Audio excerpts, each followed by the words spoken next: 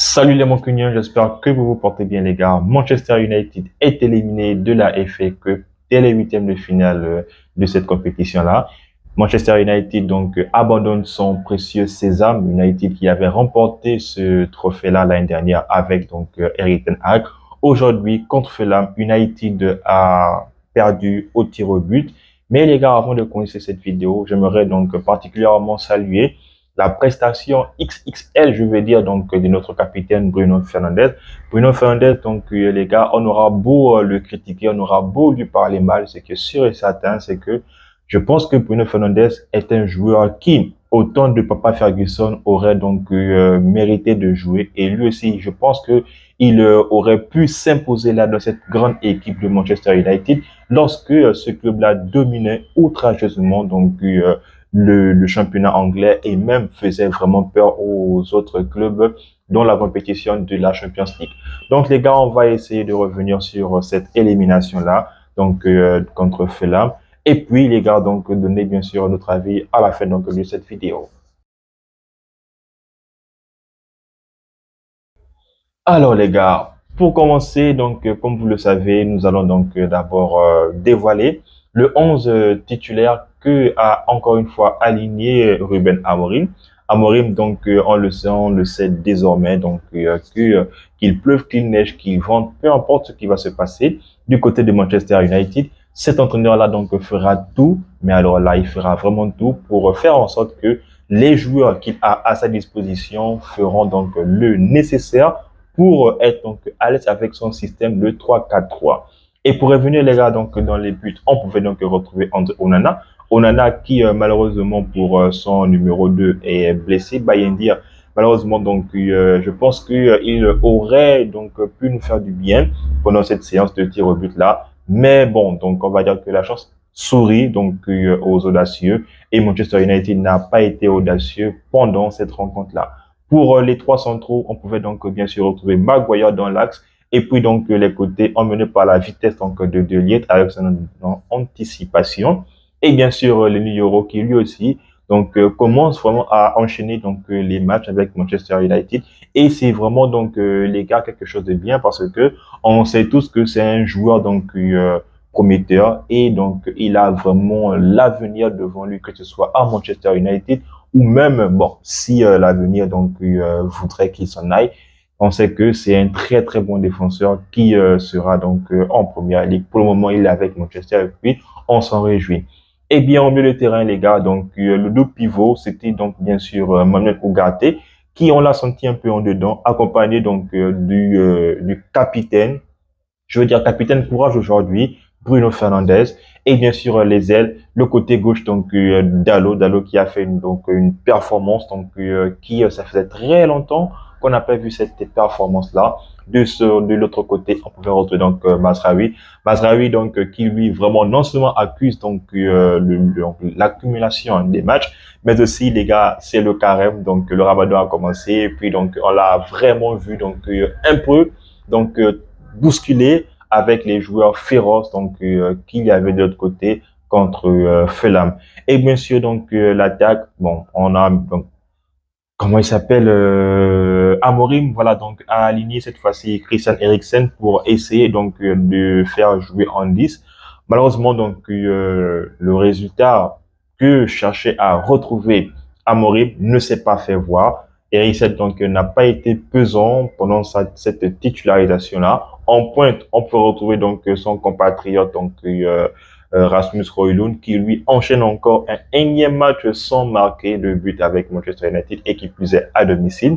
Et pour terminer les gars Joshua Zirkzee, qui malheureusement reste on va dire la déception de cette partie-là parce que oui, c'est quand même Zirkzee qui a, souvenez-vous marqué le but de la victoire contre Arsenal. Mais aujourd'hui, on va dire que le karma possible, si on peut le dire ainsi, le rattrape. Il rate son dernier penalty face à Bernd Leno. Eh bien, les gars, comme je l'ai dit, United s'est incliné. Et puis, la victoire du Fulham, elle n'est pas déméritée. Très franchement, les gars, on a pu voir une équipe de Marco Silva qui était vraiment dans sa zone de confort, étant donné que Manchester United a vraiment du mal à rentrer dans ces matchs. Aujourd'hui, donc, on a pu assister à des équipes qui plutôt se valent. Parce qu'aujourd'hui, Manchester United n'est plus cette grande équipe-là qui fait maintenant peur, ce qui faisait peur à tout le monde dans le temps. Aujourd'hui, c'est une équipe qui, lorsqu'elle joue face à des équipes contre Crystal Palace, bon, je sais, contre Southampton, contre Brighton, ce sont ces équipes-là où Manchester United sont, on va dire, un peu sont vraiment du lot en fait, parce que c'est avec ces équipes-là que Manchester réussit à sortir un peu leur épingle du jeu, ou bien lorsqu'il y a une grande équipe qui est face à eux, United donc fait un dos rond pour jouer le plus souvent en contre-attaque avec bien sûr les ballons en profondeur donnés par Bruno Fernandes qui a vraiment le secret pour pouvoir donc lancer les joueurs dans la profondeur. Eh bien les gars, on pouvait remarquer aujourd'hui les joueurs de Marco Silva donc de Fulham alignés donc par des joueurs non seulement qui sont très très bons, donc on va dire physiquement ils sont très forts, mais aussi tactiquement ils sont très forts les gars, parce que notre ancien joueur qui a été formé à Manchester United, c'est-à-dire donc Andrés Pereira, il a vraiment fait du mal. Il a même fait danser donc Victor Lindelof pendant cette rencontre-là. Mais heureusement donc voilà, pendant la rencontre, il n'a pas tellement eu l'influence qu'il a donc sur le match. Mais s'il y a des joueurs qu'il faudrait donc vraiment saluer du côté donc de Fulham, c'est bien sûr le gars, l'ancien gardien d'Arsenal, donc Beat Leno. Leno, donc qui vraiment les gars a sorti bon un match, je veux dire pas forcément extraordinaire, mais donc il a réussi à faire les arrêts qu'il fallait. Parce que oui, United encore une fois encaisse donc un but lors d'un coup de pied arrêté, donc corner parfaitement tiré par qui le formé donc de Manchester United, c'est-à-dire donc Andrés Pereira. Et puis donc Onana, on dirait que lui là, il a vraiment un problème avec tous les joueurs nigérians, parce qu'à chaque fois qu'ils se rencontrent, ça s'est vu donc lors de la dernière CAN Cameroun-Nigeria où il a encaissé donc pas mal de buts les gars. Mais là, il revient donc en championnat. Voilà, donc les Nigérians le traumatisent toujours, et le but donc du défenseur, voilà donc Pansé. Très franchement les gars, c'est un défenseur donc costaud, voilà donc dur sur l'homme, et c'est un défenseur qui n'a pas peur d'aller au contact, et ça s'est vu donc pendant toute la rencontre, étant donné qu'il a réussi à museler donc Højlund qui était vraiment inexistant. On le connaît déjà donc que ce soit en première ligue ou même encore lors donc des coupes nationales, élimination donc face à moins élimination donc en Coupe de la Ligue, et la élimination donc de la FA Cup. C'était toujours donc le même système. Malheureusement donc Højlund ne parvient toujours pas à s'imposer physiquement donc face à ses défenseurs, et c'est quelque chose donc que ce dernier devrait travailler. On espère vraiment que son jeune âge fera en sorte que il soit donc vraiment très présent devant le but, parce que à Manchester United, je ne pense pas que le temps jouera pour lui. À Manchester United, donc tu viens, tu confirmes. C'est donc ce qu'est en train de faire un certain Patrick Dorgu, qui malheureusement donc n'a pas joué. Dommage encore pour Manchester United. Mais aujourd'hui les gars, ce qu'on peut constater, ce qu'on peut remarquer face à cette défaite-là, c'est que pendant cette rencontre, on a pu assister à un match où Manchester United, depuis la dernière victoire contre Ipswich, encore une fois, c'est une équipe qui a plus ou moins malmené Manchester United, mais on remarque que Manchester n'abdique pas. Et c'est quelque chose donc qui fait en sorte qu'aujourd'hui, United est peut-être éliminé, mais n'empêche que cette défaite-là n'est pas pour autant donc quelque chose de vraiment désobligeant, parce que oui, pendant cette rencontre, on a pu voir donc comment les joueurs se battaient. On a vu De Ligt qui se battait, on a vu Zirkzee qui se battait, donc tous les joueurs se battaient, même Casemiro, donc lorsqu'il était pagé, il y avait toujours un joueur pour être toujours là pour venir l'aider. Aujourd'hui les gars, donc pendant cette rencontre, les gens pourront certainement s'attaquer face à notre jeune attaquant Obi, qui a raté donc un face-à-face crucial, mais les gars, devant lui se dressait donc l'un des meilleurs gardiens quand même de la première ligue. Il était quand même à Arsenal les gars, et puis c'est un gardien qui est dans le top 2, top 3 donc des gardiens allemands donc actuellement. Donc c'est vraiment un gardien qui a fait donc du mal à Manchester United, que ce soit donc les face à face qu'il a donc réussi à arrêter face à Garnacho, ou même encore les face-à-face que notre jeune attaquant, donc Obi, a pu rater face à lui. Même si, donc, à un moment donné, on pouvait bien voir, les gars, donc, donc vers la fin, donc, de la seconde période, dans le temps réglementaire des 90 minutes, très franchement, il y avait un penalty, donc, le défenseur nigérian Obi, donc, celui qui a marqué le but contre Manchester là, donc, on a vu comment, voilà, donc, à chaque fois que Obi était, donc, devant la surface de réparation adverse, donc, il y avait des contacts, mais comme le VAR n'est pas encore utilisé en Coupe d'Angleterre, très franchement, j'aimerais vraiment que cette réforme-là soit revue afin que la fédération anglaise donc installe aussi ou bien instaure aussi la VAR, donc que ce soit en Coupe de la Ligue ou même encore en FA Cup, parce qu'aujourd'hui, Manchester United pouvait remporter cette rencontre-là si et seulement si le VAR était là, mais comme je le dis les gars, la chance ne sourit qu'aux audacieux. Manchester donc n'a pas été audacieux, c'est plutôt Fulham qui a donc vraiment joué le bon coup. United s'est retrouvé dans une configuration où ils étaient quand ils ont joué contre Arsenal, du moins quand ils ont éliminé Arsenal, et c'est United qui s'est retrouvé donc dans la peau donc qu'ils avaient lorsqu'ils ont joué contre Arsenal, et en même temps ça s'est vu lors de la seconde période de la prolongation, les gars. Manchester United était vraiment cuit. On pouvait donc le remarquer avec les tentatives d'accélération de Zirkzee. Donc celui-ci, même s'il aime mettre les petits ponts ici et là, c'est un joueur qui se fatigue donc vraiment, mais alors là, vraiment trop vite. Mais aussi, lors donc de cette rencontre-là, avec Zirkzee, on a pu voir donc un Zirkzee bon et un Zirkzee moins bon. Certes, donc le moins bon va plus pencher en sa faveur parce que c'est encore lui qui vient rater le dernier penalty, même si donc il n'est pas exemple de tout reproche parce que avant lui, il y a aussi un ancien qui est là à Manchester, je pense que ça fait maintenant plus de 7 ans, donc Victor Lindelof, qui a raté le quatrième penalty de Manchester United, Zirkzee, donc ça s'est vu. Donc je ne pensais même pas qu'il allait tirer le penalty. Pourquoi donc le jeune Obi n'a pas pris donc ses responsabilités? Reste à savoir donc pourquoi ça ne s'est pas fait. Comme le coach a si bien l'habitude de le dire, c'est sa décision et il assume donc la prise de décision qu'il fait ou bien qu'il prend toujours lors de chaque rencontre.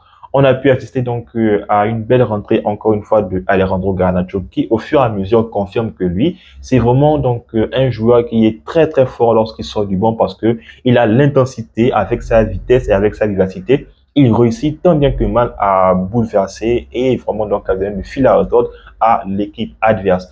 Mais donc, encore une fois, la passe que Zirkzee lui a adressée, celui-ci pouvait, mais alors là, pouvait donc parachever donc la rencontre. Malheureusement, comme je le dis, derrière donc les cages de Fulham, il y avait donc un très très grand gardien aujourd'hui, Beat Leno, qui a tout arrêté jusqu'au dernier pénalty de Manchester United.